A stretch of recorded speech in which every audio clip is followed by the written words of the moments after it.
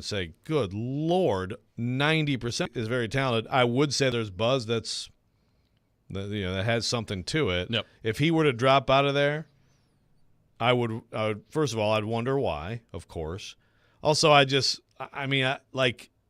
you were to do that, that's one of those things that I think that you would be screwing yourself over. Like you also have a finite, number of years to create a winner. If you're Rand Carthon, if you're Brian Callahan, the only way that would make sense to me is if actually privately they really don't believe in Levis, right? Like if they do believe in Levis, or they believe that there's a chance, a good chance, a decent chance that he can be what they need him to be and hope he is, then that would be, to me, just a terrible pick.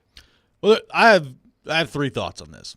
Number one, I think the chances of this, like Drake May even being there, are very, very slim. So the chances that this even remotely can happen are very small. So with that caveat kind of behind it, I've said this before, and I totally stand by this. If the quarterback is the most important position in professional sports, bar none. It's the most important position in professional sports. So if you are Rand Carthon and if you're Brian Callahan and you get through your pre-draft process and Brian Callahan walks into your office if you're Rand Carthon and says, you know what? You know who I really love? Drake May. Like, that guy, I think, has a chance to be an absolute superstar quarterback. Here's my draft grade on him. It's whatever the draft grade is. Our draft grade on Levis was this, and May is super. It's just a lot. It's night and day. It's not even close. Drake May is going to be the better pro. Then you take him. That's what it is. To me, you have to figure out the quarterback part of it. And if you believe that Drake May is that much better than Will Levis, then you take Drake May. I have no issue with that. The other part of this that I think Titans fans need to chill out on a little bit, and we heard a lot of this yesterday as I was listening to Stillman. I think there's a lot of Titans fans that are already just totally convinced that Will Levis is a franchise quarterback. And I don't know how you could possibly be convinced of that to this point. Look, I for the most part, was incredibly impressed by what I saw from Levis last year. The arm strength, the moxie, I really like. I like a lot of things about Will Levis. I think he's got a chance to be a really good player. So, the likely scenario here is, likely is probably not even the right word. The scenario that's going to happen here is the Titans are going to go draft left tackle something, and Will Levis is going to be the quarterback. I'm just saying, though, the outright dismissal of if your head coach and GM go through the evaluation process, which is what you're supposed to do, by the way. You're supposed to evaluate these guys. And they get to the other side of it. And there's a he is going to be better than Will Levis. And you have a problem with that? I don't understand that. It's the most important position in professional sports. Yeah, it is. And that's fine. But just, the statement, he is going to be better than Will Levis. Well, just remember, you don't know that. You got to go with your evaluation for sure. I agree. Right. If you are everything we have says. Let me change the phrase. If you are convinced amazing. Of it. Yeah. So just quickly, just a few first-round delights of recent years. Kenny Pickett, of course, was the one. 21, the first round. Trevor Lawrence, Zach Wilson, Trey Lance, Justin Fields, Mac Jones. They were all going to be so freaking good, weren't they? Yeah. Now, you did have 20 was pretty good. Burrow, Tua, Herbert, Jordan Love, and coming all the way around to Jordan Love. Yep. Kyler Murray, Daniel Jones, Dwayne Haskins in 19. You got Darnold, and you got Baker, and you got Josh Rosen in 18. Every year, good old Josh Rosen. 2017, Mahomes was 10th, by the way, yep. along with Trubisky and Watson.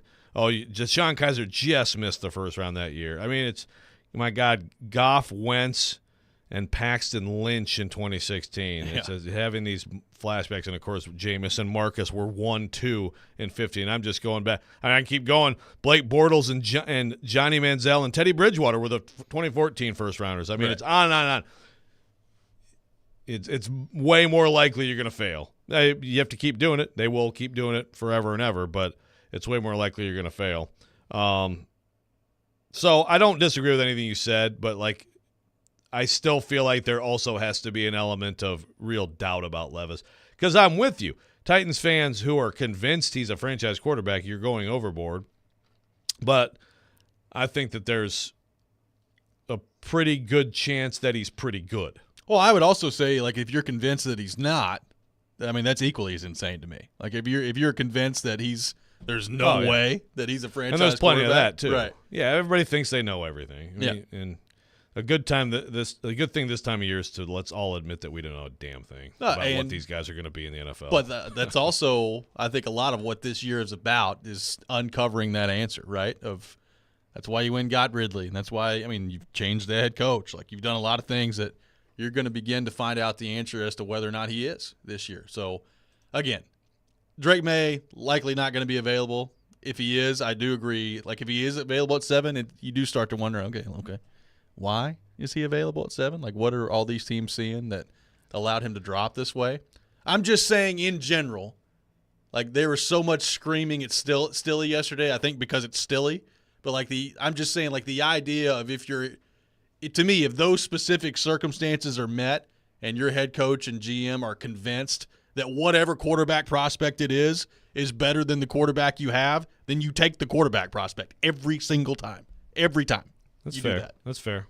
I guess Kaharski's texting. Why don't you put your name on your thing, PK? Says, Stilly's so good at building a team. He trades up for a QB in the 3rd, trades up for one in the 2nd, and spends number 7 on 1 when they have huge holes. It's better than the Jack Conklin replacement plan. That's Paul Kaharski's comment. 615-737-1025 is our phone number. We'll be joined by Caroline Fenton coming up next. You're listening to Robby and Rexrode, 102.5, 106.3 The Game.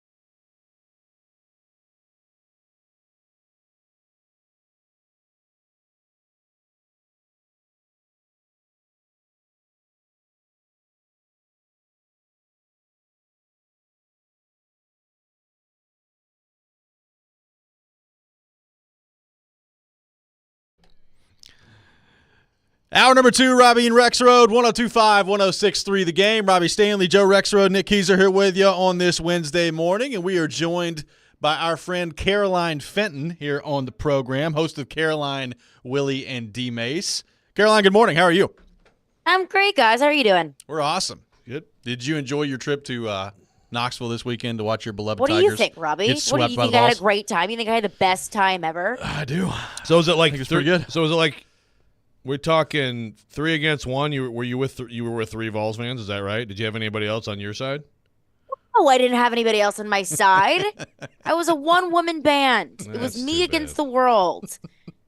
But at least I can sleep at night knowing that I won a national championship true. and you big orange losers haven't. There we go. So take that. Okay, that's fair. We won a national championship.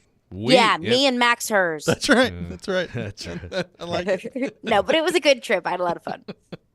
Well, good. We're glad that you're back safely here. So, Carolina, obviously, we're a week and a day away from the draft. We've almost made it to this point. We've gone through every scenario imaginable to this point. I will say, though, there was one that I saw yesterday that I had not thought a ton about until Nick Suss put it in the Tennessean.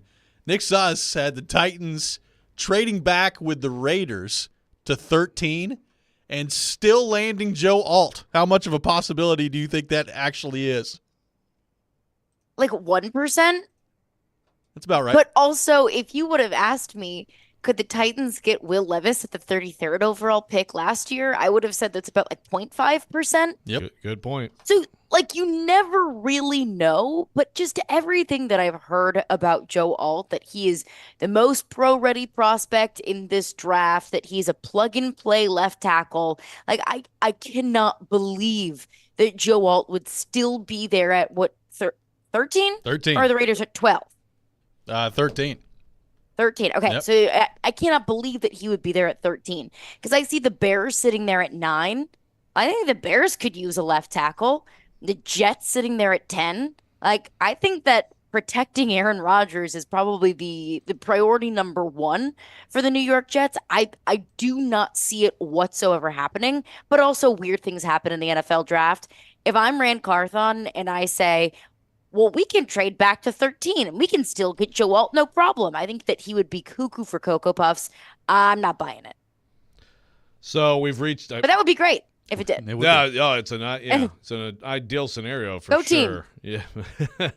So we were just talking about Stilly's. I mean, I know at the point you break down the draft so much. I can't get mad at him for like getting into the draft Drake May conversation. No. I mean, at this point, it's like let's talk about every scenario. But what do you think about that?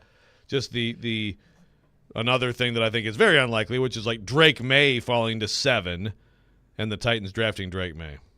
Yeah, another thing that is incredibly unlikely, but also another thing that falls into the category of anything can happen on draft day. Again, Will Levis fell to the second round, and we were talking about Will Levis being the first overall pick around this time last year. So weird things happen. I don't think that it's the craziest thing in the world, frankly, because I brought up a scenario with you guys last week of, well, when you draft for need, that's when you draft Corey Davis at 5 and leave Patrick Mahomes on the board. And you were like, well, if JJ McCarthy falls to you at 7, do you take JJ McCarthy if he's at the top of your board? And I said, well, I don't think that's going to happen. I don't think that he is at the top of the Titans board. I don't think that the Titans do view him as the 7th overall prospect in the draft. But if you do, then I guess, yeah, you do have to take him. I'll apply that same logic here. If you think that Drake May can be a franchise quarterback, if you view him as the savior of your franchise, if you view him as your quarterback for the next 15 years, and if you think that he is a better quarterback prospect than Will Levis is, then I guess, yeah, like you do have to do it. Because is Will Levis the Titans franchise quarterback? I don't know. Like, I hope that he is. I've seen things that make me really encouraged about Will Levis. I like Will Levis as a person, and I think that Brian Callahan sees tools that he can work with in Will Levis, but I'm not sold that Will Levis is the Titans franchise quarterback, nor am I sold that Bryce Young is the Panthers franchise quarterback. And I thought Bryce Young was the best quarterback prospect in last year's draft. So I don't think that it's the craziest idea, no. But then I do have to bring up the question of, okay, you take another quarterback. You trade Will Levis, assuming that there is a trade market there for Will Levis, which I have to think that there probably is, just because there are so many quarterback needy teams.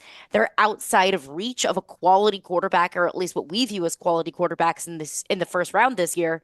Um, then that brings up the question, okay, well, Drake May is stepping into a similar position that Will Levis stepped in last season, and that is you don't have an offensive line.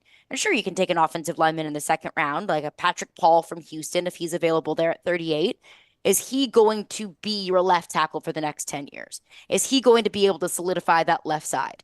That's the conversations that they're going to have if they do in fact take Drake May at 7. Again, I don't think it's going to happen. I don't think he's going to be there. I think he's going to be gone at 3 at the very latest. But if you do view him as that kind of guy, like Tim Hasselbeck says, he's the most complete prospect that he has ever evaluated in any draft. If that's the case, how do you pass that guy up? Yeah, I've heard him say that. He's been pretty consistent on that front. He loves Drake May. He loves him some But Drake I've also May. heard a mixed bag on Drake May. Yeah, for sure. No question about it. So, obviously, Caroline, we watch a lot of SEC ball around here. I'm curious for your perspective on Dallas Turner because I think he's universally viewed as the best edge rusher in the draft. He was obviously very productive at Alabama. Do you think when he translates to the NFL, is he like a total game wrecker? Is he a special NFL player, or is he just going to be very good? Because there is a pretty stark difference between those two things. And if you're considering taking him if you're the Titans, you better be convinced he's special. That's an important differentiation that I think we need to remind ourselves of. Is he a franchise player or is he the best at his position in this draft? Because I was looking at Dane Brugler's Beast, and the best linebacker in this year's draft has like a second to third round grade. So it's important to keep in mind. I think Dallas Turner has the ability to be special in the NFL. Is he Myles Garrett? No. I don't think so. Is he Aaron Donald? No, I don't think so. But what's his ceiling? If you take Dallas Turner with the 7th overall pick, you think that he's Myles Garrett. You think that he can be your Micah Parsons. And if you think that he can be your Micah Parsons, again, that's another tough thing to pass up on. Because I know all of our draft conversations have been predominantly offense for very good reason. But let's not forget, like, you've got 11 sacks to make up for that you lost into Nico Autry. That they've got a lot of holes on defense as well. So I'm not opposed to the Dallas Turner pick whatsoever, but what can he be in this league? I think that he can be really good. Does that mean multiple all pros? Does that mean that he is a game wrecker? Does that mean that, every single offensive coordinator in the league shudders at the thought of Dallas Turner? I mean, potentially. Does that mean that he could just be another guy? I mean, yeah, there's always a possibility of that, no matter how highly graded a defensive player or a player in general is. Yeah, I'm leery of him he's a top edge, but I don't know. And this is not breaking down extensive film, but just watching him. He was good. He's a good player. He's good. I don't think he's Will Anderson. I don't know that he's number 7 good, but we'll see if it. I think that he could be a really good pick at 12, 13, 14. So the Nashville Predators, looks like it's going to be the Vancouver Canucks, Caroline. And when? I don't know. I guess we're hoping at least it would be. Yeah, maybe 2025. Yeah. But what do you think? Like a wedding save the date. What do you April think? 2026. Exactly. What do you think of where they are, this long break for them and that matchup if it does happen? It's a really interesting challenge for Andrew Burnett because we were talking about this on our show yesterday. I asked Willie, what the hell are they going to do? Because throughout this season, it's rare that you have 2 days back-to-back without gameplay, much less 8. And so, of course, they got the day off yesterday. They'll probably be back today. What does that practice look like? You're not going to have absolute balls to the wall 3-hour-long practices simulating gameplay every single day until Tuesday. But what's the delicate balance there? And also, with that being said, you can try and simulate a game as much as you possibly can. You can hold a 2.5-hour practice as much as you want. It's still not the same thing. It's still not mentally preparing for a playoff game. And I heard Barry on Jared's show yesterday, and you could tell that he was very frustrated by that. He was like, "Yeah, I'm hearing a lot of stories of starting on Tuesday and then a potential back-to-back Vancouver to Nashville between games 2 and 3 or 3 and 4, whatever that would be. That's not going to happen. Vancouver to Nashville back-to-back? Like, are you crazy?" So a lot of these things that are being thrown out there, Barry said, "Yeah, don't expect that to happen. I don't think that the league wants that, but it's." Like, how anticlimactic is it that the season ends on Monday in Pittsburgh? I know. And then, then wait 8 full days and then it's the playoffs. That's just unheard of. Robbie, do you know the longest break that an NHL team has ever had between the regular season and the playoffs? I don't know, but I'm genuinely curious. I don't know, but I would have to think can't be more than a week. Like it usually be a week, Can't right? be. the season This is usually ends on ridiculous. like a Saturday. The playoffs start on like a Wednesday, and then you're going. I mean, And isn't that's there a basically what it concert is. in Vancouver that is holding this whole mess up? Yeah, Timberlake's coming in. I think Pearl Jam's coming in at some point. That's Okay, all. That's cancel the the other part of this concert. is like, I'd go hey, to those. did you guys not think that there may be a chance you'd be in the playoffs at some point? What are you scheduling all these concerts for? Like, Yeah, I think the tell me Preds you have. think you're going to be down bad without telling me. I think the Preds have Tim McGraw. Like Bridgestone's got Tim McGraw coming in on April 25th, and that's pretty much it for a while. So Hey, man. It is And I playoff think Tim time. McGraw would understand. yeah, leave the building open. If Pearl Jam wants to play in your building, let them play in your building, okay? Okay, that's right. Screw Pearl Jam and screw you too. Yeah, if it's Creed, it's a different story. Let them in. But Yeah, other, if it's the Beatles, Robbie, it's a different story. good lord, Let Yeah. Creed have just basically take over the place for a month straight. Carte blanche Yeah. for Creed. That's right. Caroline, great stuff as always. Appreciate so much you taking time to be with us this morning, and we'll be listening at 11 o'clock. I appreciate y'all. Have a good one. Caroline Fenton, our guest here on Robby and Rexrode. We'll take your thoughts on what Caroline had to say. We'll get into the Nashville Predators coming up next. So some interesting points brought up there. We'll go through some scenarios and kind of what the playoff series format could look like if it is Vancouver in the matchup for the Predators. We'll get into that coming up next. Robby and Rexrode, 102.5, 106.3 The Game.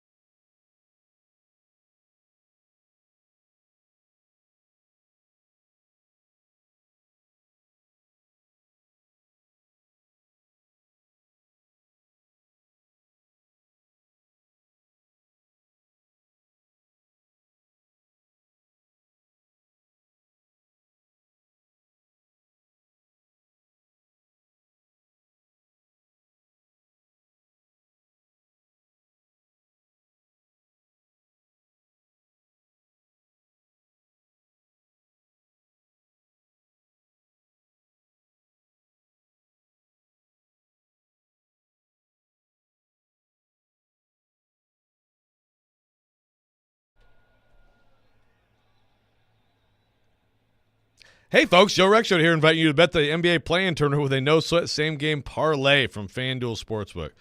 Doesn't matter if you're new to FanDuel or if you have an account already, you get bonus bets back if your same-game parlay doesn't win on any Tuesday night matchup. NBA same-game parlay is a perfect way to combine your bets for a chance to score a bigger payday. I think I was right on both Kings and Draymond assists, I believe, last night. So I'm just saying. I will also say, even though Robbie Stanley doesn't believe in his Miami Heat, I think they're going to win their game against the Sixers. However you want to play, head to FanDuel.com/Joe102 to bet the NBA with that no-sweat same-game parlay. That's FanDuel.com/Joe102. Make every moment more with FanDuel, official sports betting partner of the NBA. Must be 21 or older, present in Tennessee. Minimum 3-leg parlay required. Refund issued is now withdrawable bonus bets. Expires 7 days after receipt. Max refund $5 unless otherwise specified. Restrictions apply. See terms at sportsbet.fanduel.com. Gambling problem, call the Tennessee Red Line 800-889-9789.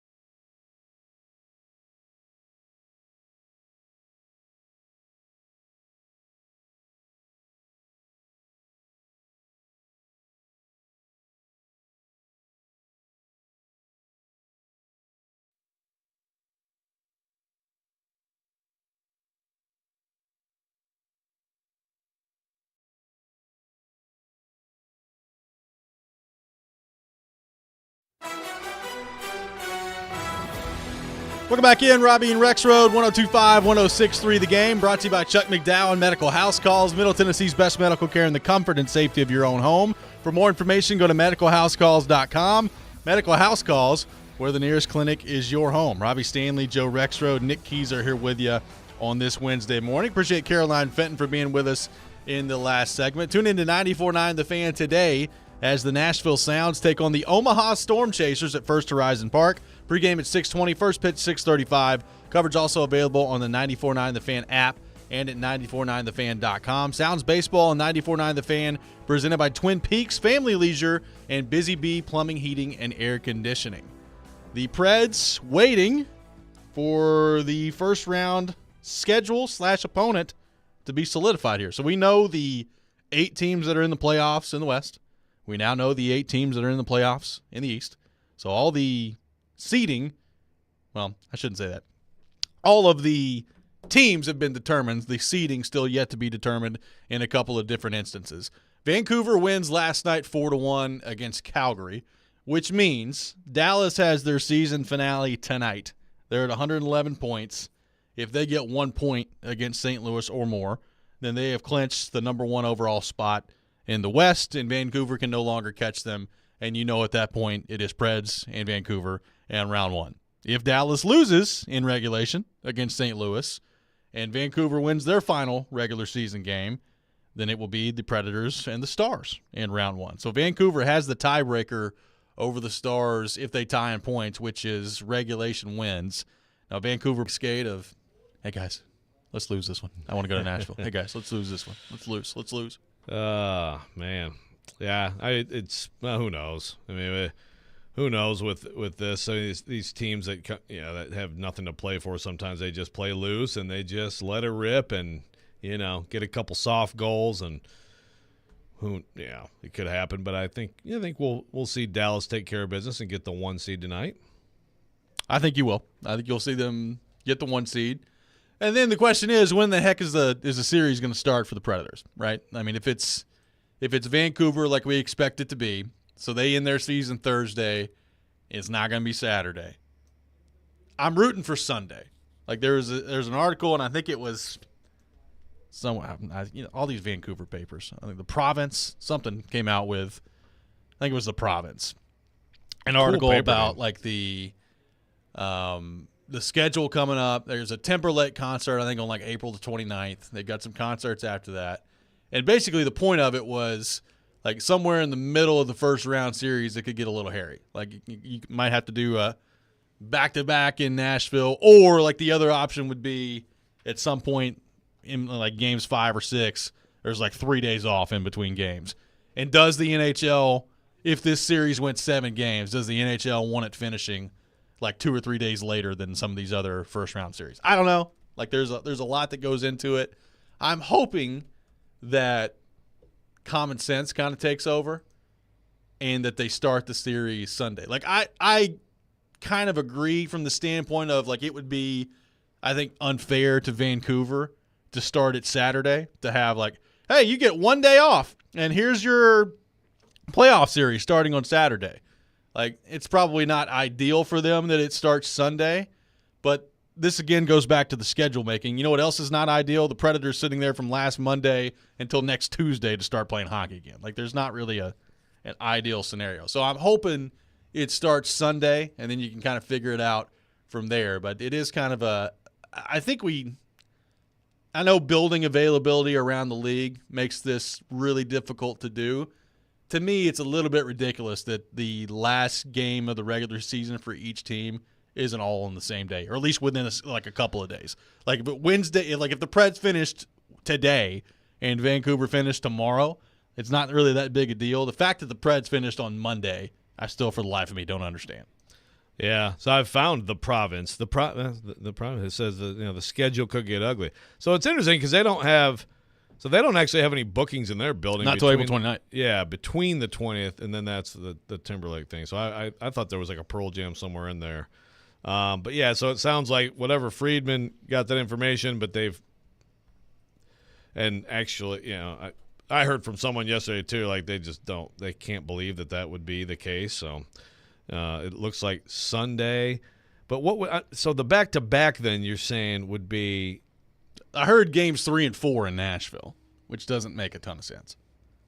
So then – I think they've done back-to-backs in the playoffs before, but it is so – like nobody wants that. The league doesn't want that. Certainly the teams don't want that, and they try to avoid that if at all humanly possible.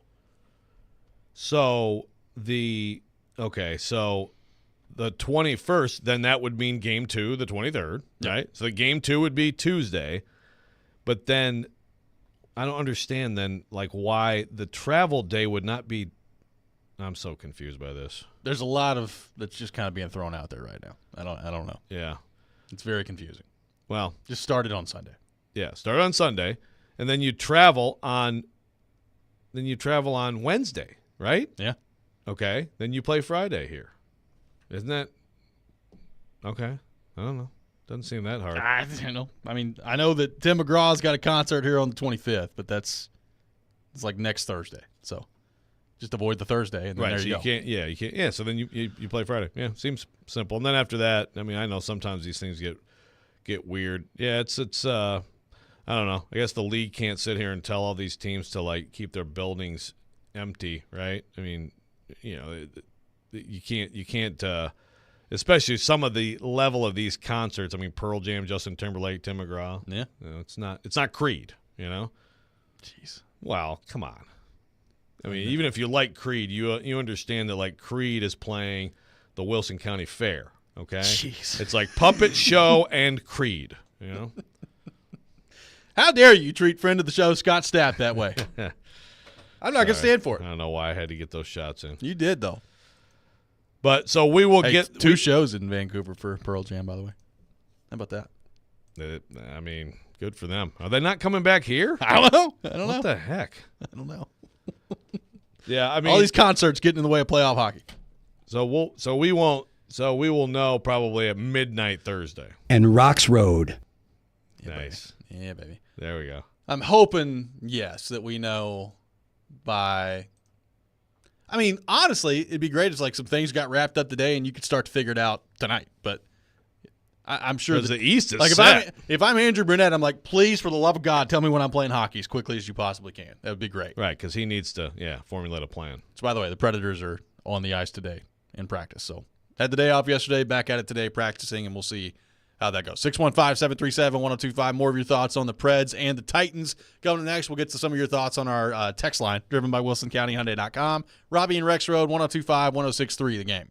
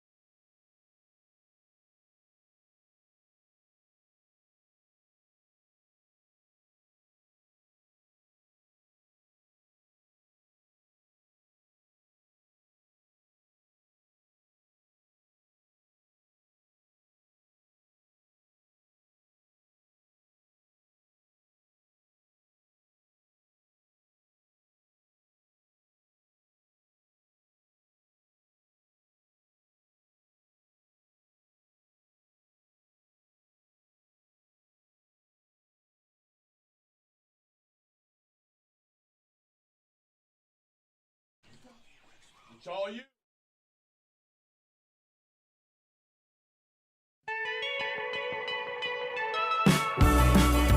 Score big this spring with Lee Company and the Nashville Predators in the 10K Power Play giveaway. Enter for a chance to win a Kohler home generator or $10,000 towards Lee Company Home Services. Go online to leecompany.com/giveaway to enter. That's leecompany.com/giveaway. The 10K Power Play giveaway contest entries accepted until this Saturday. Lee Company, all you need. Robby Stanley, Joe Rexrode, Nick Keyser, Paul Kuharski from paulkuharski.com is with us. PK, good morning. How are you? Good morning, gentlemen. Good to be here. Good to have you with us. What's going on? I'm excited. Not much. I'm anxious for, as Joe is, for this draft to come and go. Absolutely. Let's get it 8 over. days away. 8 days away from Sounds the draft. good. Sounds good. Absolutely. Let's do it. So on that front, you heard us discussing the Drake May possibility. Yeah, I'm disappointed in you guys on this. I knew you would be. Well, nobody said the obvious answer, and Joe made it like, well, if the 6 teams in front of the Titans are out on Drake May, the entire league hates Drake May. The Titans are going to have to. You know, if you're at 7 and Drake May's on the board, people are knocking your door down to get Drake May. Could be. I mean, it means the Michigan kid's gone instead of Drake May to somebody who preferred him. Somebody who needs a quarterback is going to go there. Listen, Drake May's probably better than Will Levis. He's better as a prospect than Will Levis was coming out. But, yes, do you run the risk of passing on the next Patrick Mahomes? Yes.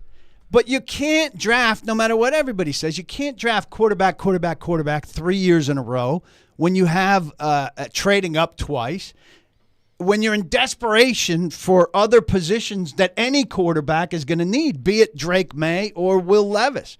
You have to get a left tackle. You have to get a wide receiver. You have to get an edge rusher. You have to get all these other things. And it's ridiculous to think, well, we'll just take another quarterback who's not a sure thing. You have to cycle. Unless you're, well, I agree with you, unless you believe he's a sure thing. Right. And then Caroline said, well, then you trade Levis. I mean, she falls into this thing like, well, everybody wants the guy that you no longer want. I mean, so you turn the guy that you traded for big resources. You spend a second, you traded, I don't remember what, your second and this year's third, and you trade him for a fourth or a fifth. Nobody's interested in Will Levis anymore. They've moved on to this year's quarterback class.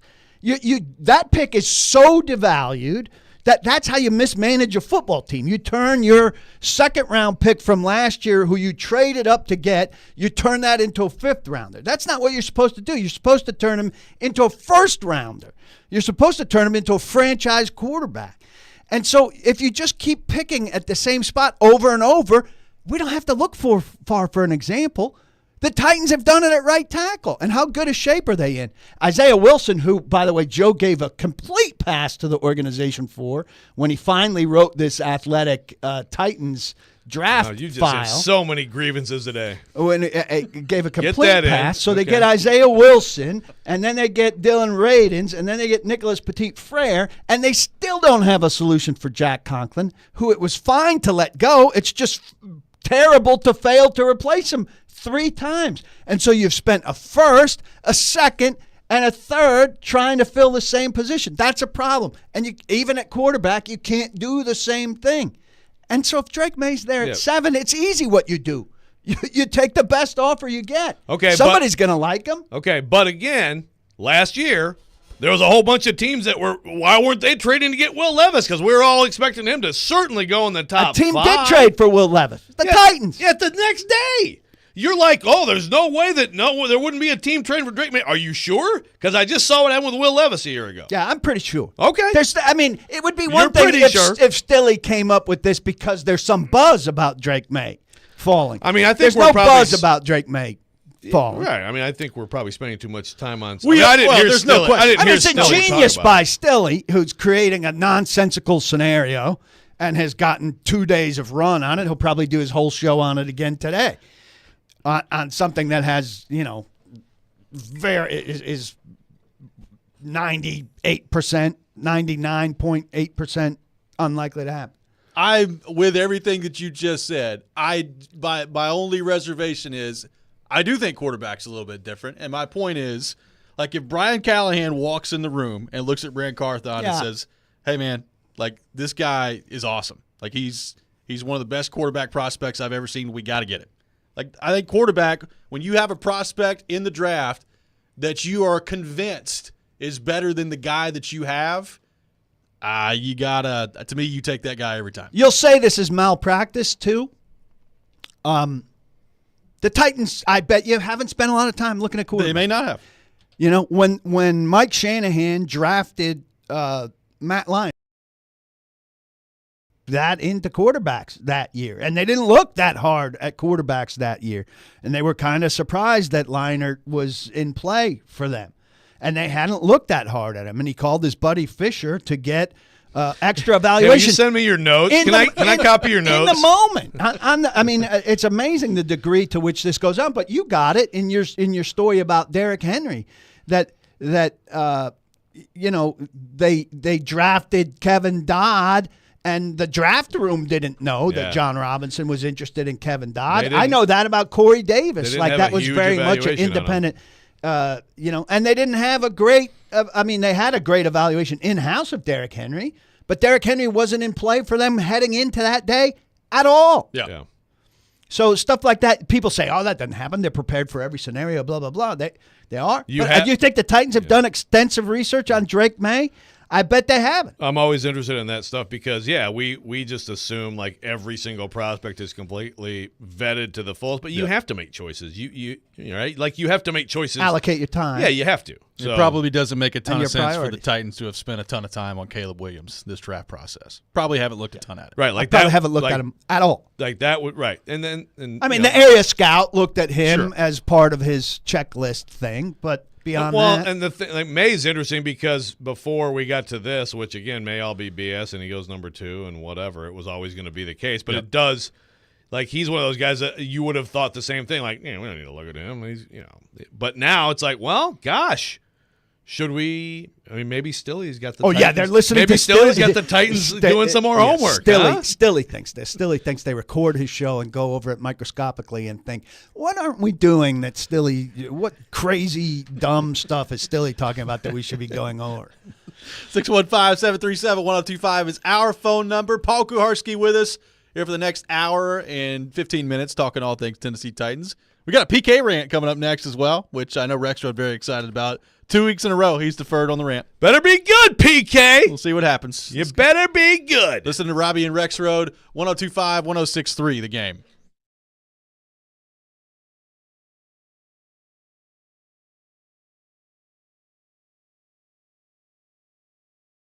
Hey, Robbie Stanley here. The NBA play-in tournament is underway. The Sixers and the Heat coming up tonight. We'll see what happens on that front. NBA play-in tournament gives teams the chance to play their way into the postseason. So it only seems right that there are new customers on FanDuel can play their way into $150. Just place any $5 bet. You'll get $150 in bonus bets, win or lose, to use during the NBA playoffs. I'm going with the Sixers tonight. I am a Miami Heat fan. I just don't really trust this year's Heat team. I could be wrong, but I'm going with Philadelphia tonight at home. You take it any way you want to take it. Go to FanDuel.com/Rob to get started. Once again, that's FanDuel.com/Rob. FanDuel, official sports betting partner of the NBA. Must be 21 or older and present in Tennessee. First online real money wager only. $10 first deposit required. Bonus issued is non-withdrawable bonus bets that expire 7 days after receipt. See terms at sportsbook.fanduel.com. Got a gambling problem? Call the Tennessee Red Line at 1-800-889-9789.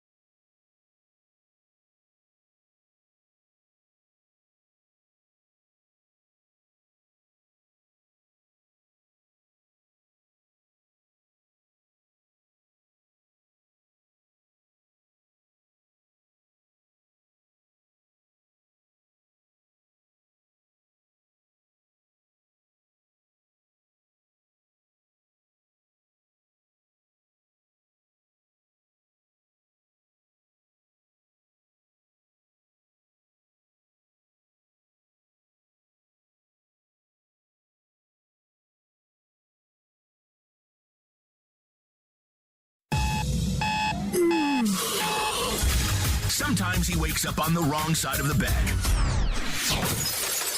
And sometimes he's just, well, Joe. Awkward moment, let's do it. This is the Rex Rant, now on Robby and Rexrode. Fly is open. Let's go pee. That's right. Nick Got that? Westbrook Okay. Akine is not explosive. Repeat those words. I never said he was. Well, let's say it. Let's get it on the record. I'm You're not- saying he's no, not I'm explosive. not Bart Simpson, the chalkboard for you. I'm not your little puppet.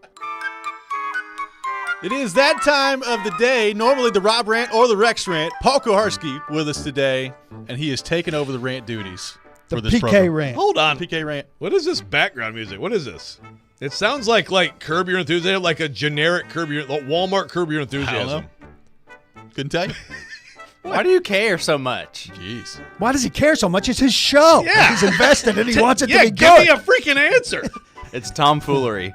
Why does he care so much? Tomfoolery. That's a bad question by you, Nick. It's not a question. I'm just getting at Joe. Tomfoolery is the band or the song name? Song name. By who? No idea. General. Thomas Fuller. Traditional. Thomas Tomfoolery. All right, my rant today is intended to be playful. It really is. Okay. But my son is in a carpool that goes from our neighborhood to Sunset Middle School every day. There is a lead mom who does it, but some other parents contribute. And every day they shockingly and disappointingly listen to another radio station in town. They're not sportsmen, if you will. They're pop music people. But they're addicted to this $1,000 minute trivia contest. And they listen to it every day, and they try to win on their own. And they even have created their own $10 minute that they do in this thing. And so it's a huge tradition. And they've been trying to get on this forever. And today was their day. Just before I came in here, I listened to it in the car. And it was a disaster. But I have to defend them. I mean, usually the questions, are start easy and get relatively harder. So if you do well on the easy ones, then there's a chance you might know the hard ones. And this is a committee working on it, right? So the mom is anchoring it. She's on the phone, but the kids are offering input and support. It's 4 or 5 kids in the car. But I mean, these questions are outrageously difficult. Tell me if I'm wrong. Like, how many tablespoons in a cup? Oh, God. I have no idea. This is an easy question. This was like, It's 8, right? I think it's 16. Oh, crap. What color is Ditto on Pokemon?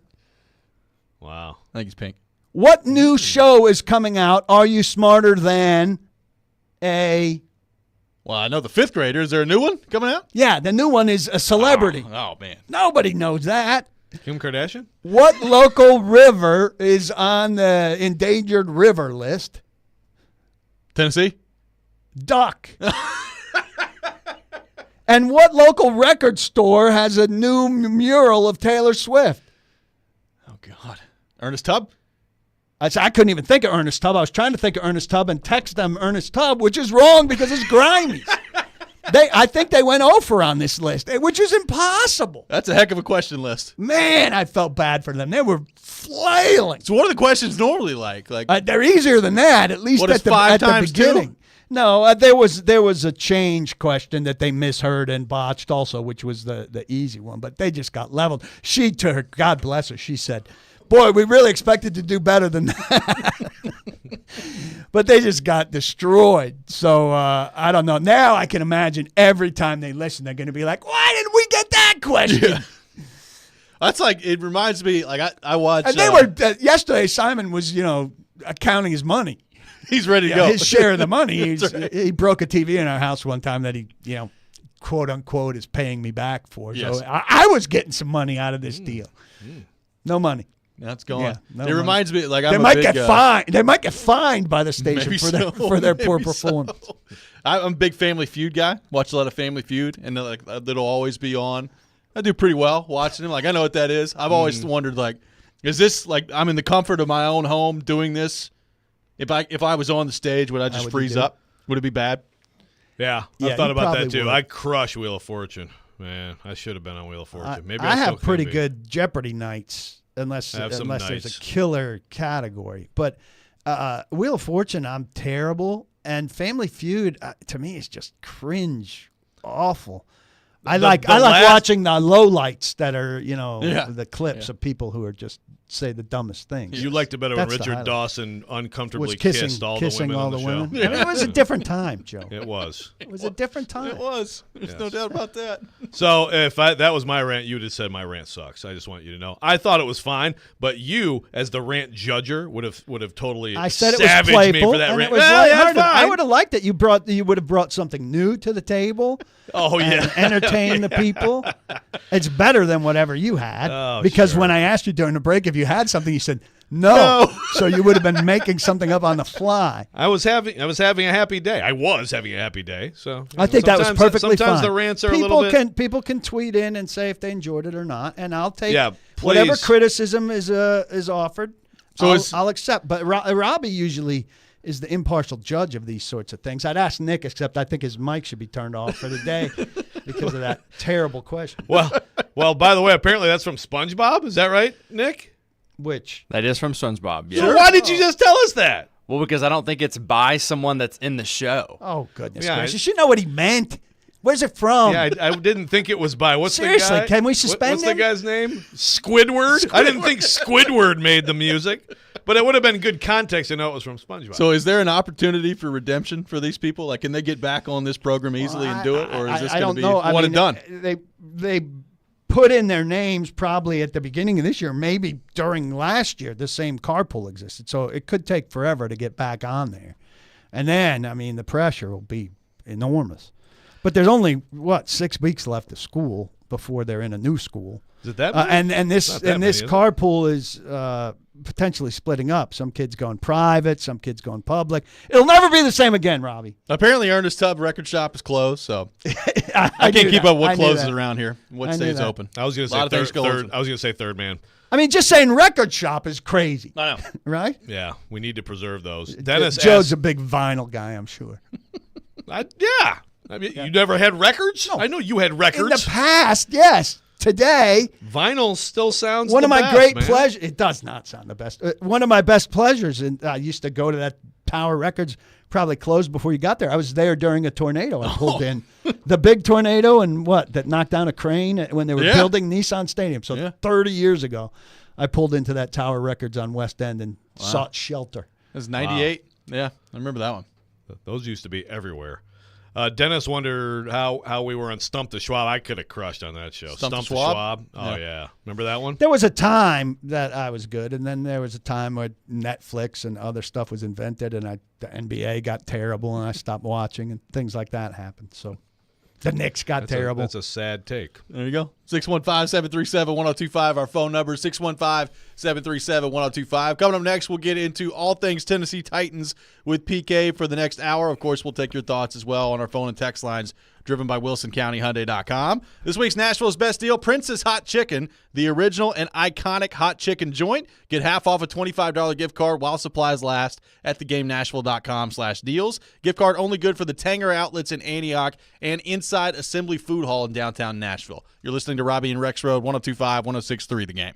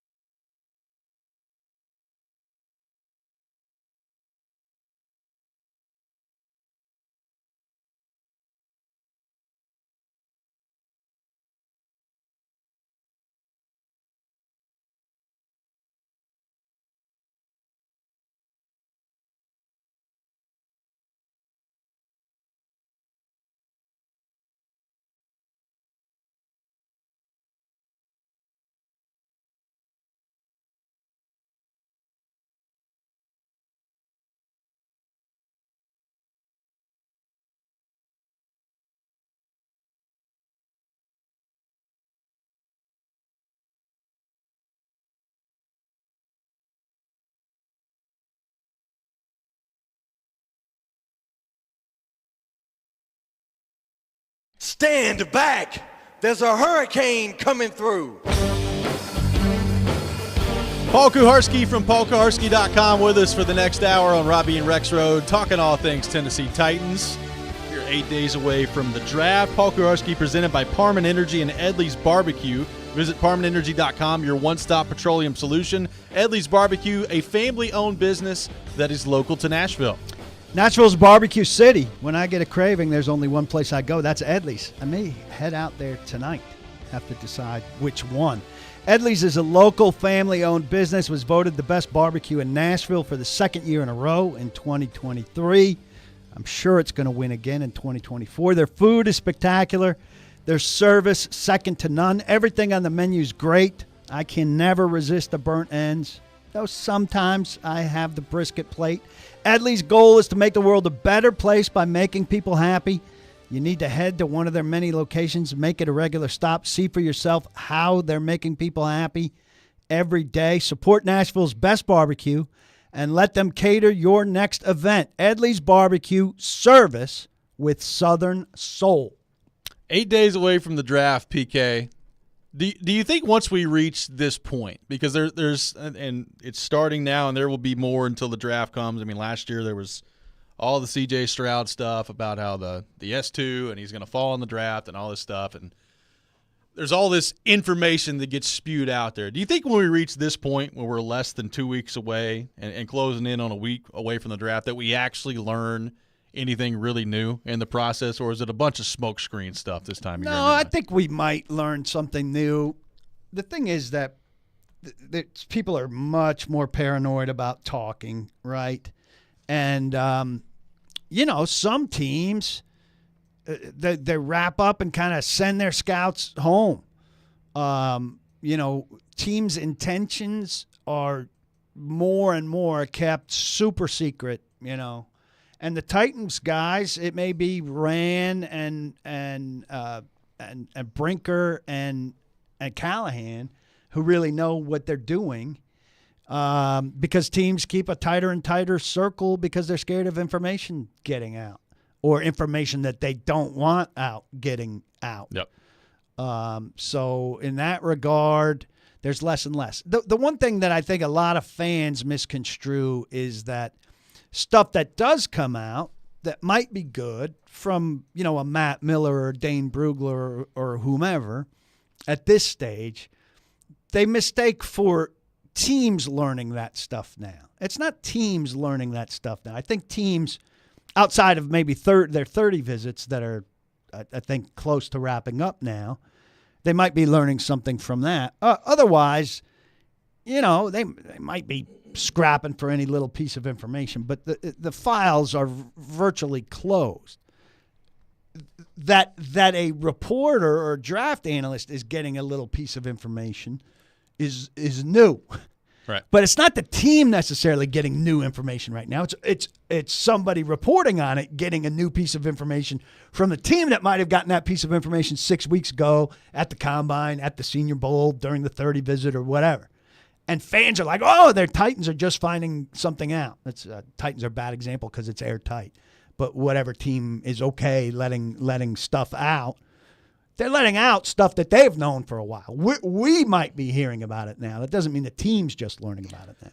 Well, with that in mind, that brings me to now that we're about a year out, and I'd have to go back and read everything and try to reabsorb everything. But what happened with C.J. Stroud, the Titans, that whole thing, right? A year later, you have to summarize that in a quick synopsis. What happened?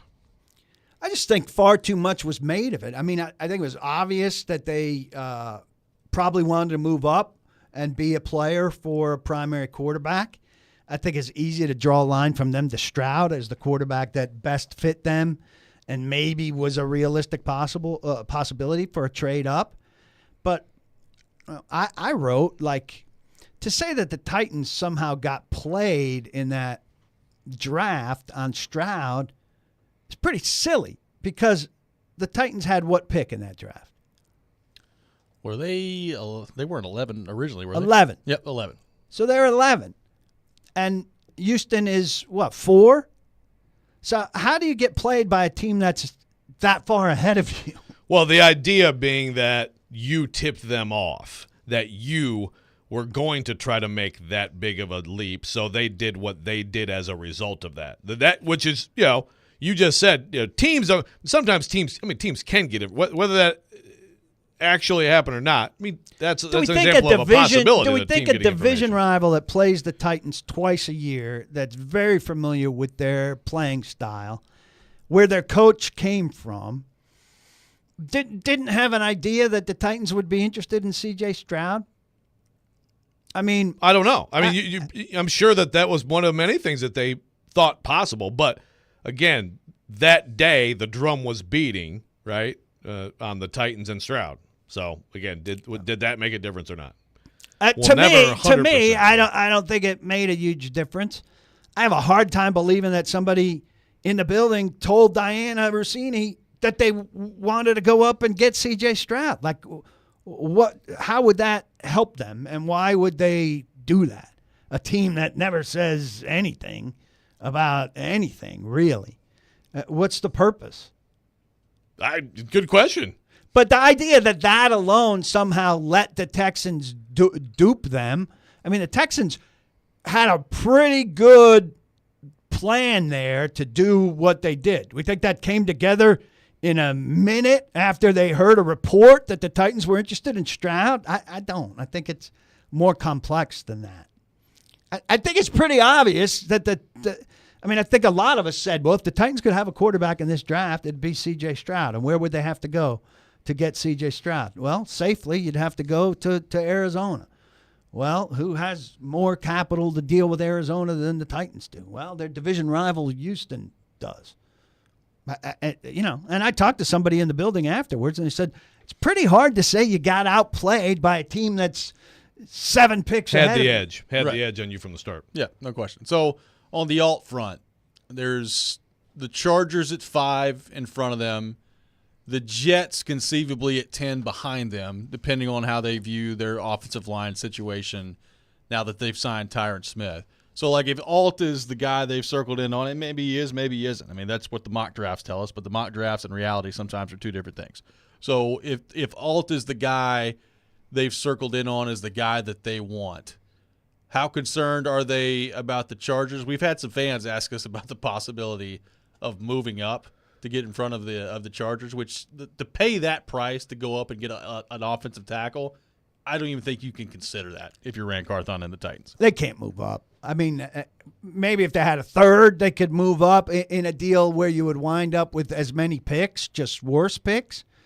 But they don't have the ammunition to move up. I'm sure that's what Harbs wants. He wants the Titans or the Jets or somebody to think that he's going to take him otherwise, right? But they don't have the ammunition to move up, but also, like, why I wouldn't do that. Even we know they need a left tackle, but like if the worst case scenario here is one of those receivers falling to you, then that's exactly what I say. And I think if Alt goes, then there's a pretty good chance that Neighbors is there. That's a damn good consolation prize. I wouldn't call it a consolation prize. It may be better. Yeah. I mean, Neighbors, it's pretty good. The consensus amongst the best local draft guys is that Neighbors is a better football player than Joe Alt is. So you come out of that pretty well. Or if Alt's gone at 7 and you again, we've talked about it, if they've got Fashanu and Latham and some of these other guys graded pretty tightly with Alt, you could take one of those guys at 7. Or, if one of those teams at 11, 12, 13 want up, you could get back to 11, 12, 13, 11, 13. I don't think 12. I don't think Denver's got the ammunition to move up because they're still suffering from Russell Wilson trade. Yep. But you can move back there and conceivably get Fashanu or certainly Latham and recoup the third rounder that you lost in the Levis trade and then address your 3 top needs in the 3 top round. Yeah, the thing is about, and we've been talking about this week and sort of going back a little bit with Zach, I think he's a little down on the Alt idea just in terms of, okay, well, if he's like Brugler compared him to Jake Matthews, Okay. To me, if you have that certainty that you're going to get a good to really good left tackle for a long time, yeah, I think you can do so much worse than that. But also, that is why you would not trade up for that player, exactly. Right? Yeah, like that. There's no trade. I don't think there's any trade up here. The roster is It's thin on the front line and it's thin on behind. It's thin on all levels, and they need too much to be able to trade up. But that's a nice idea, but it's not going to happen. And, you got a decent chance of Alt being there. But, again, what are the odds that Alt and Neighbors are both gone there? I think if Alt and Neighbors are both gone there, then a quarterback's there, and a quarterback's going to be coveted, and your trade back option's going to be pretty good. Well, also, so I think you're looking at those three options. You got Alt, you've got Neighbors, or you've got a very attractive trade back scenario for a quarterback. And I'd love to know what they think of a Dunze, too, because one of those three for sure will be there. Yes. Alt, Neighbors, or Dunze. And I think the Or general you have Drake consensus May there, and you take Drake May and prosper. In the draft industrial media complex, Fashion become not worth the 7th pick, but once upon a time he was very much worth the 7th pick. So, I think people would be disappointed if they took him at 7, not disappointed if they took him at 11 or 13, but it's not that giant a difference there either. Well, if you see him as your a 2 or 3 contract guy at left tackle. We'll have more with Paul Kuharsky from paulkuharsky.com coming up next, talking all things Titans in the NFL Draft. This is Robby and Rexrode, 102.5, 106.3 The Game.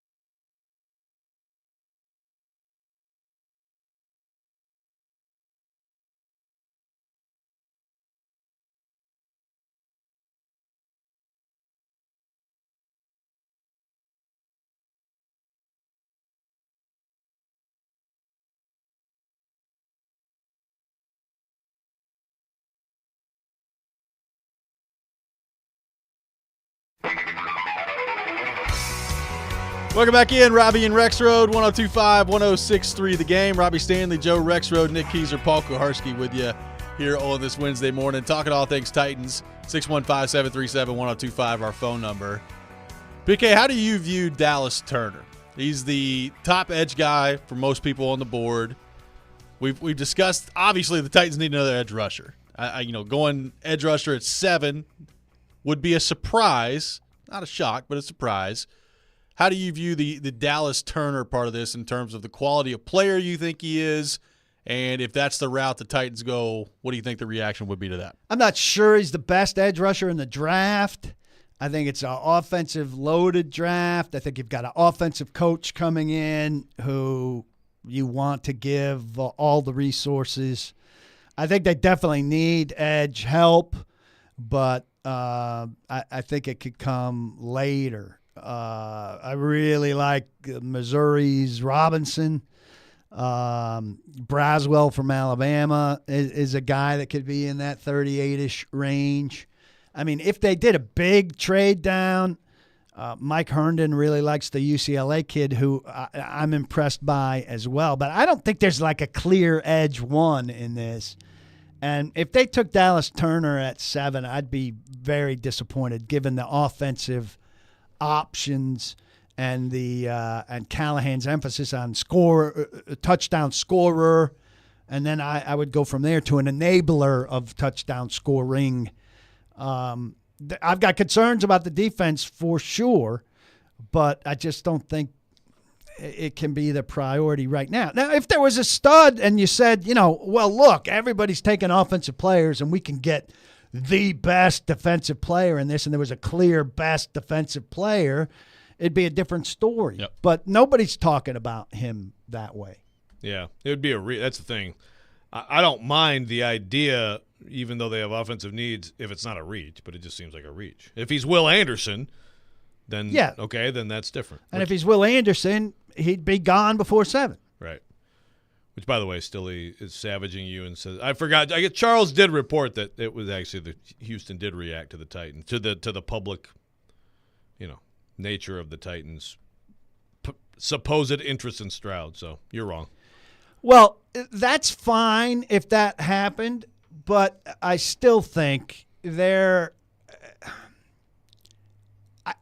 gets an offer from the Titans. Arizona then is checking with everybody else about what they offer. What's your best bet? Yeah, so Ossenfort calls Caserio and says, well, Titans are looking to come up here. So you're saying you'd let them pick Will Anderson second, and then the Titans make a trade? Maybe. I don't know. I'm not as fine. No, I know. as bewildered by it and as insisted on it. Yeah. You need to make excuses for the Titans to keep your access. That's what I do. All right. Well, let's open up to your excuse. Let's open up to your excuse. The Titans made potentially the worst first-round pick in the history of football in Isaiah Wilson. A bold and statement. what was the one? That is bold. Well, the guy played 4 snaps. That is true. He looks stout. Okay, Jamarcus Russell played more than 4 snaps. He looks stout. He looks good out there. But what did you say? But it can be forgiven because the guy changed his stripes when he got here. There were no indications in the scouting that he was going to be a problem, is what you said. Do you want me to read what I actually said, or do you want to just make crap up? Well, read the line that you said. Okay. You want to talk about a Titans apologist. Oh, I mean, this is pathetic. Okay. Well, then you must have new information I don't have. But here's what I wrote. Yes, in my draft guide, in which we also went back through the last 5 picks. Which you were 32nd of 32 guys at The Athletic to write a draft guide. No, they don't even have all 32 right now. Shut up. All right, so. Yeah, they don't have the Jaguars up because nobody reads Jaguar stuff. Okay, what did I say? Yeah, for all the fair criticisms of Robinson and Vrabel, this wasn't a case of deficient vetting. That's what I wrote. Absolutely is a case of deficient vetting.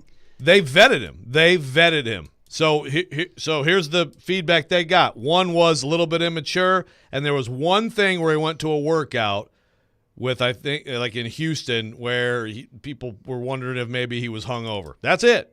Okay. Okay. Here's my vetting, Joe. Okay. His Twitter handle is lazy panda. Oh God. Okay, you're just being. All right? You're being. No, a I'm goof. serious. If you call yourself be lazy with stupid. pride and you're all about, I'm going to only bring players on this team who love ball. Okay, that's how different. well did you really dive into this? And then when it was over, they washed their hands of it very quickly. Oh, the guy changed. We didn't see it coming because he wasn't like this. And then Dude, they he have would have supporters. flunked out of school in a month if he did the same crap in Georgia that he did here. Oh, because they hold people to a very high. Oh no, academic because you can standards just there. you can just totally just fly off the face of the earth and just still be on a college football team. Don't be stupid. No, You're being stupid on this. You are being completely doing what they want. They told you, hey, the guy was nothing like this. Everybody checked Paul, out. Pittman gave him a rave endorsement. I'm not- We love him. And he turned into a different guy and he was terrible. And you said, you know what? I let him off the hook for Paul, this first-round Paul. pick that sent them down a spiral Hey, Paul. that they still haven't If you recovered have from. information, great. If you're going, lazy panda, you're just full of crap. I'm not going with just what the Titans told me. This is what league-wide, the evaluation of Isaiah Wilson, a lot of other teams vetted him too. You know what a lot right? of other teams didn't do? Draft him. Okay. It was a bad pick. If you don't think it's possible that someone gets a lot of money during COVID, comes to a new city, and goes completely haywire, then you're stupid. Yeah, That's what happened. All of these things can happen. That's But what did you happen. have to have a sense of if a guy could go down this path. When he goes down this path, you have to get some control of him. Well, okay. This didn't happen to That's- anybody else, Joe.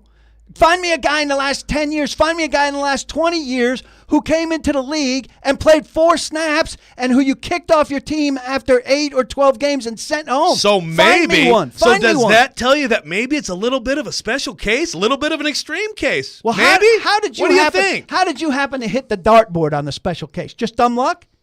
The Titans just that dumb lucky? No, I think that they went through the process. Everybody told him he doesn't go to class, he doesn't practice. He's Oh, that's awful. a guy I want. He's a Let's get terrible. him in my class. Well, no, I mean I'm being sarcastic. Like, how stupid is it to think through this, Paul? So you think that they actually had all this information and said, screw it, we're drafting him anyway? How stupid is that? I think that they had to have some inclination that he was this thing, and what they had is a God complex. I can fix this guy. I see this on tape. Paul. He's going to come here. We're going to manage him Was that the same because Vic I'm the Beasley great year? John Robinson What's that? and I'm the great Mike Vrabel. Was that the and- same Vic and- Beasley year? And what we do is That was a year we're smarter than everybody, and we're going to bring this guy in, and he's going to be great for us. And Listen, when he busts, that's- I can manipulate Joe Rexrode into saying, well, Yeah. he's just a completely different guy when he got here. We'll just wash our hands of it, and we'll fix it with Dylan Radins. Oh, he'll say Dylan Radins had a tough time because it was a COVID Right. year, and he played one game So- as a senior That year. is the same year as Vic Beasley. That's quite the Okay. run they went on. Our So- love ball meter is really cranking. Again, I love ball, that stuff, and all those are all fair criticisms of those guys. They did do that stuff. But this case with him was extreme. And no, the vetting did not produce it. And no, I'm not going with Titans information only on that. Believe me, we had probably 8 people on a conference call because we were going to do a huge thing on Isaiah Wilson. We went through But you everything. couldn't find Isaiah Wilson, so it was a hard story to do. Well, that's true. But it was a very detailed, everything that anybody in this league heard about him in the process. I got the one thing about showing up to a workout and people thought they smelled beer. Don't tell me that I just listened to the Titans on this crap. That's not true. That's fine that you got all of this, but you're still very forgiving that they were the one team that took him. Because, Robby, help me out. Like, he's not using his head logically right now. This is amazing. You are on the hook for what the guy does after you draft him. Sure. And they paid. I mean, those still guys paying. don't work here anymore. They paid with the forgiveness that you're giving them there. Well, but They're they still vetted paying. him great. He I- just Ravens. sucked. The vetting did not come back with this. And now they're drafting. But you're ready to draft another tackle, baby. Just tackles galore. Right. I mean, Based on Joe's thing, just go look for the guy with the dumbest Twitter handle that announces his behavior pattern. Anybody check and on that's Joe who they're Austin? taking in Does the Joe first have round. Twitter? What's Dallas Turner's Twitter handle? I don't know. think We I can think figure it if Paul I Kowalski hate does- football. If there's a guy out there that I says hate I hate football football, 99. yeah, that's who the Titans are taking. That's who they should take, according to Joe. With Paul Kowalski I go to coming up bars next. only. Take your thoughts. I as well. smoke weed constantly at college parties. I'm not supposed to be at. 79374. More coming up next. Robby and Rexrode, 102.5, 106.3 The Game.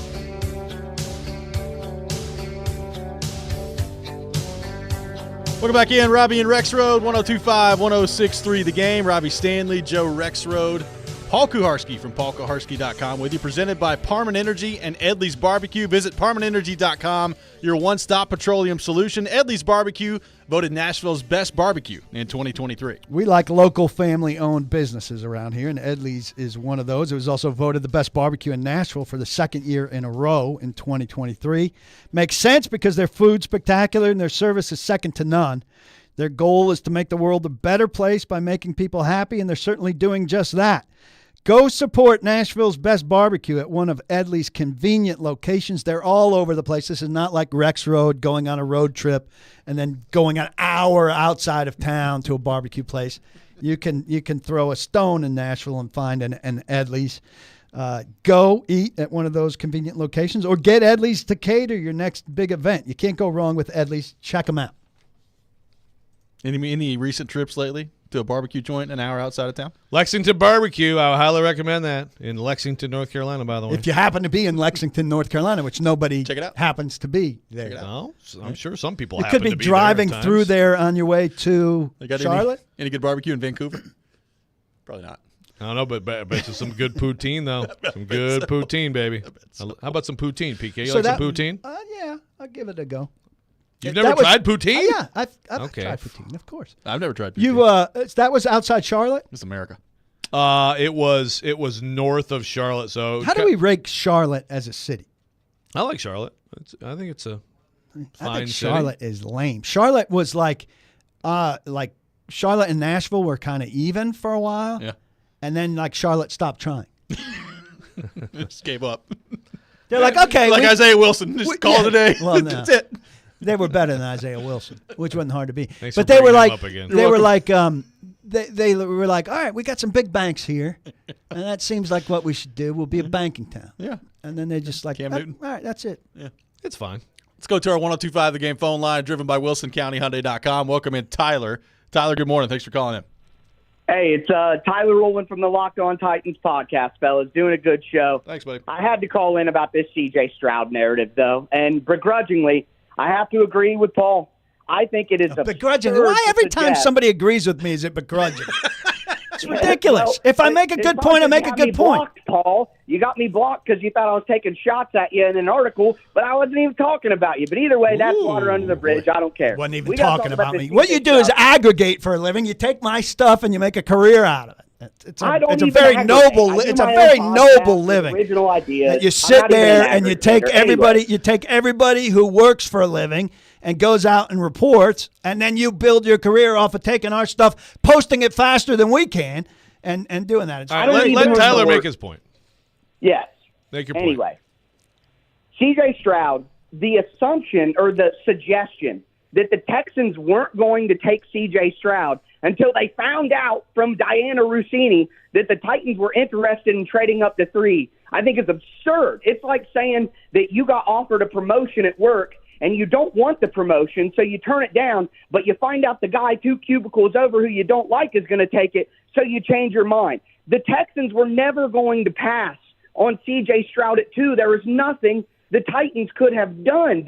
They couldn't make a trade with the Texans to number 2. The only option they had was number 3. And to say that, well, the Texans weren't going to take C.J. Stroud, they were going to take Will Anderson, and they were going to pass on C.J. Stroud. And then, Diana Rossini just reported the Titans are going to trade up to 3 for Stroud if he's there. Oh, now we have to take the quarterback. Like, taking a quarterback and picking your franchise superstar, the face of your franchise, is such an important decision.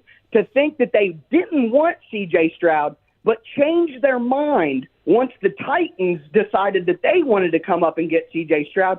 I just think it's absurd to think that the Texans didn't want Stroud, but once the Titans were interested, now they changed their mind, decided, hey, we're going to trade up to 3 and get Will Anderson. Like, I just think it's an absurd suggestion, and people who criticize, I'm more than happy to criticize the Titans. I do it all the time. To think that people are criticizing the Tennessee Titans for leaking their draft plans and having that it just had no impact at all, because the Texans were never going to pass on C.J. Stroud at 2 if they believed in him. And if they didn't Okay, thanks. believe in him, Tyler. they Okay, didn't thanks. change Did their a good mind. job repeating what I said 4 times and adding a bad analogy. Thanks, Tyler. Not a fan. Appreciate it, Tyler. Let's go back to our 102.5 The Game phone line. Welcome in Will. Will, good morning. Thanks for calling in. Hey, good morning, guys. Can you all hear me okay? Yeah. Yes. Morning. Okay, great. Hey, couple things. My Titans question is this, which y'all address this after I hang up. If I asked each of the three of y'all, who would you be disappointed in the Titans taking within reason? I don't mean a punter. I don't mean a quarterback. I mean within reason, meaning all the guys that are swirling around. Of all those guys, who would each of you be a little disappointed in? I think Paul mentioned Turner earlier. I thought that was astute commentary. Secondly, Lexington, North Carolina. My daughter got a ticket there. Yay. Driving back from Wake Forest to Charlotte to get a flight for Steel the court dates this summer. She was going way too fast. Criminal. We'll deal with that in June. And then lastly, Paul, I'm going to see Springsteen tomorrow night.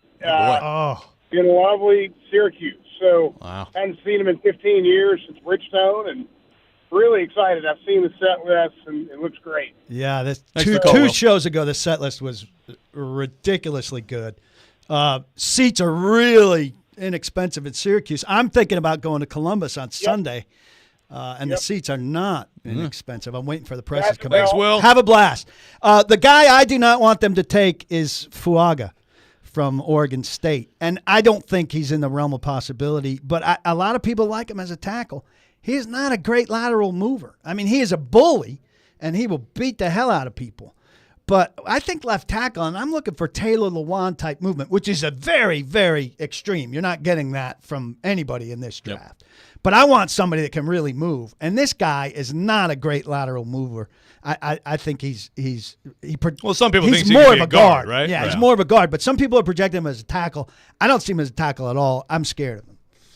Mine's Latham, and the reason being, I don't want anybody that you're not convinced can play left tackle. If you're going to take somebody that high, you need to be convinced that they're a left tackle. And I will say the one thing about him is that Callahan has a great record, Bill Callahan, of moving guys. It's pretty seamlessly from right to left. So if they were to take him, you could say, all right, Callahan's convinced he can put this guy on the left and and he'll be fine. That's fine, but at 7, I want somebody that I know can play left tackle. I would agree with that. That's fair. Yeah. I don't think that he's in play at 7, though. I would say he's Trade the back guy candidate. if you're at 13.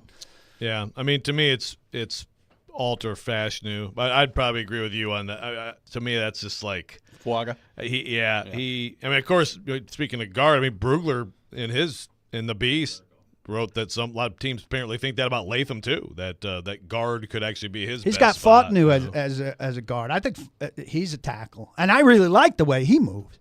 His movement impressed me as much as any of the offensive linemen I watched move at the combine. And when I say at the combine, I mean after I got back from the combine and sat in front of the TV on Sunday night and actually watched offensive line.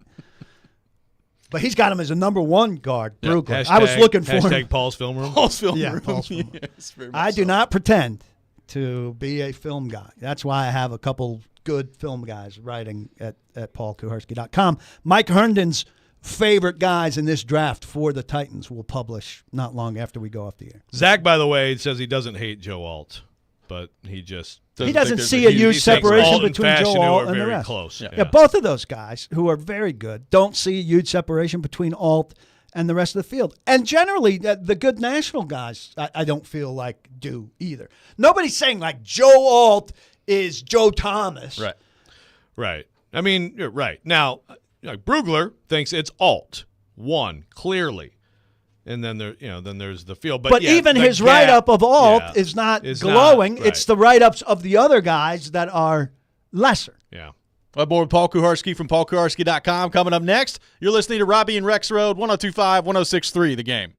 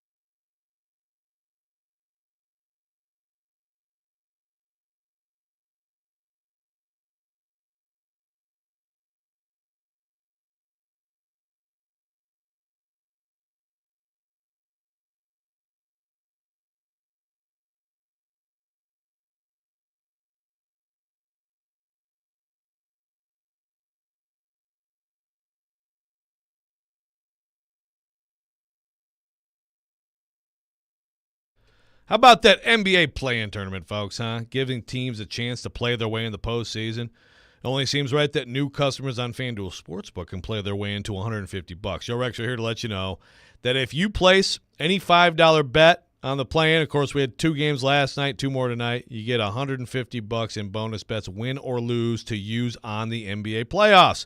And, of course, you can bet on all sorts of things. You can get money line and point spread, first basket score, over, under, 3-pointers made a game, all sorts of things you can do with it.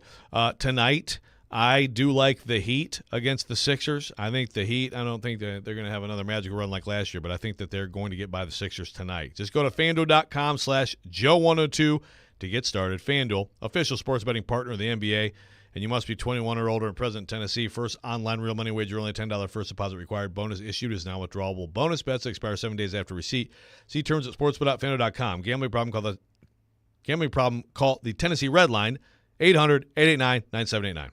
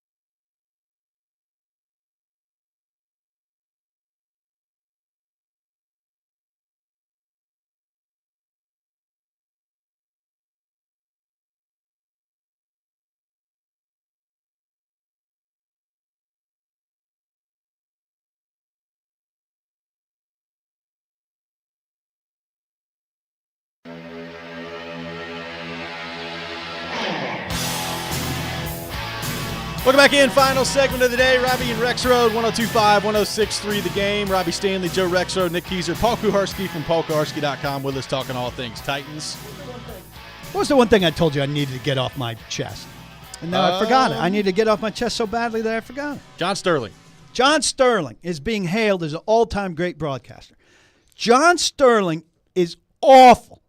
Awful, awful, awful.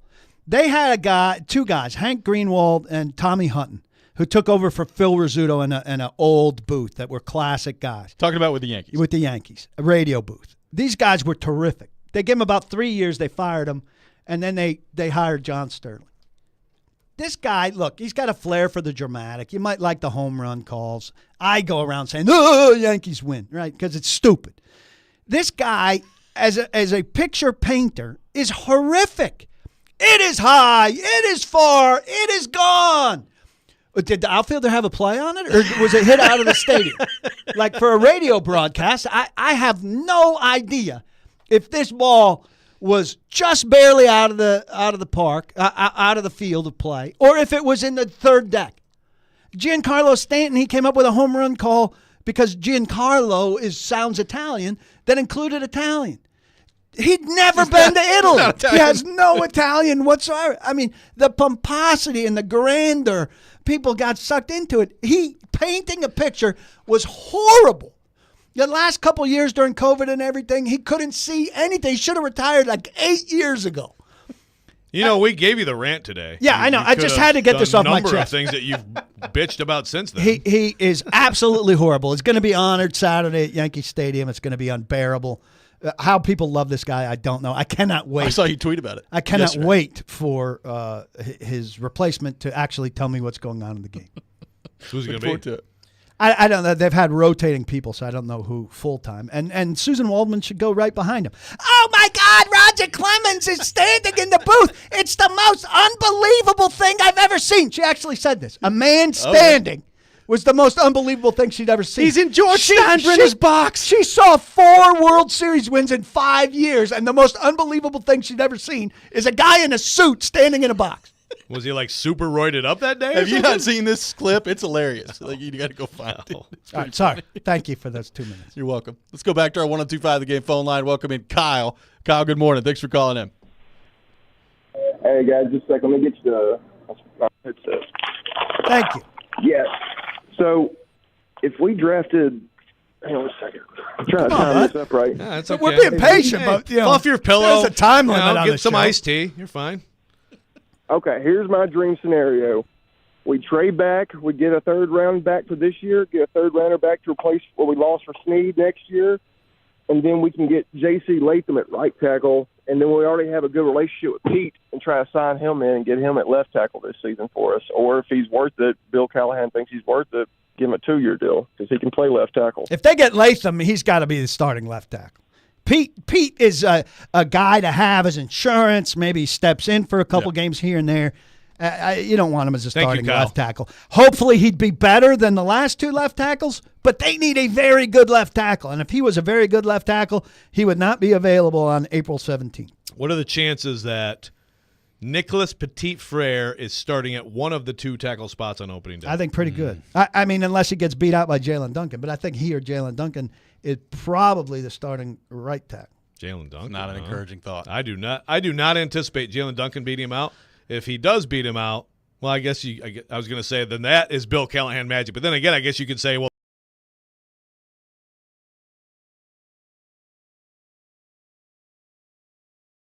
tackle. I think some people are like thinking tackle here.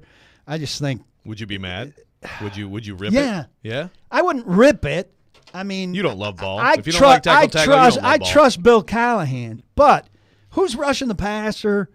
You know, where's the dynamic 3 wide? You know, it leaves a lot of other questions, and you can only address so much in this draft. And I think you go tackle, and you know, let's see some Callahan magic with some of those guys. The one thing I want to hammer home in the next NPF 8 was days, a 3rd-round pick who played reasonably well as a rookie. One thing I want to hammer home in the next 8 days. I think there are Titans fans that believe they're now totally set at wide receiver, and they are not. Absolutely They're not not. set at wide receiver. And I if like they twist Ridley. an ankle, Exactly. they're really dead. Then Nick Westbrook-Akina is number 2 again. Yeah, take some shots at NWI. I like Ridley. Yep. I like Hopkins. But some of the people who think they're set at wide receiver also think that Traylon Burks is about to have a breakout year. And maybe he does, but I'm so tired of talking about Traylon Burks. They are not set at wide receiver. And here's They the need other more thing. wide We've receiver talked help. about this, Robbie, and I know you're on board with this. You've got to build long-term somewhere. And Ridley's 29, and Hopkins is, 31? Yeah, I mean, You right. need a young receiver for sure. that's going to be the guy. And I know people are saying, well, if Hopkins has another good year, you don't know what happens with that. You don't know when he hits a wall and all of that. We love him. He's good, all of that. But this needs to be a solid 3-wide team for Brian Callahan to be Brian Callahan. And there's no 3rd wide receiver on this team right now. I agree, but I look at it 2 ways. One is just in terms of straight up, what are your positions of need? I don't put receiver super high on the list.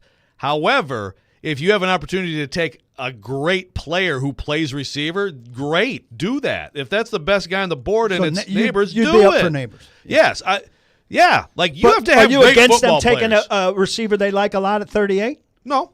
I mean, again, if that's the best football player, they are so devoid of great football players or really good football players. I'm not against if Neighbors and Alt are both there and they go Neighbors. I think a lot of people would be like, oh, my God, how could you do that? The left tackle was there.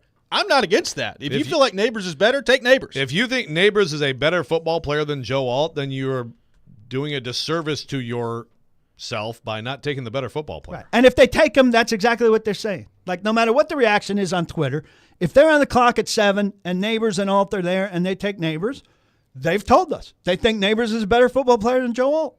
Yeah, I mean, it's not. And it's a new regime. And it's like the opposite of Corey Davis, where he was taken because of need. Correct. Right. Super high and you reached. This would be the opposite. This is the good type of taking a receiver. Yeah. High. Now, if it's a Dunze and Yeah, alt, go do that. I'd be very curious. That would be very interesting if It they would took be. a Dunze overall. Look, I really like him too. I don't like him as much as I like Neighbors, but he's a I terrific really player. like him. He's a terrific player. All three of those wide receivers are terrific players. I'm a big Dunze fan. For BK, sure. thanks for being with us. Great Don't stuff. block the box. Please lock your locks. Great to be here as always, boys. I love Wednesday mornings. Next week. You're wrong about many things today, but we can get to that next week. Next week, it will be the day before the draft. We'll have our final draft breakdown with PK before the draft happens. We're going to Look tell you forward to it. exactly what's going to happen. That's right. And hopefully we'll get a leak from the Titans that'll change everything Change that it all. happens in front of it. That does it for us. Chasing Big Joe up next. You're listening to 102.5, 106.3 The Game.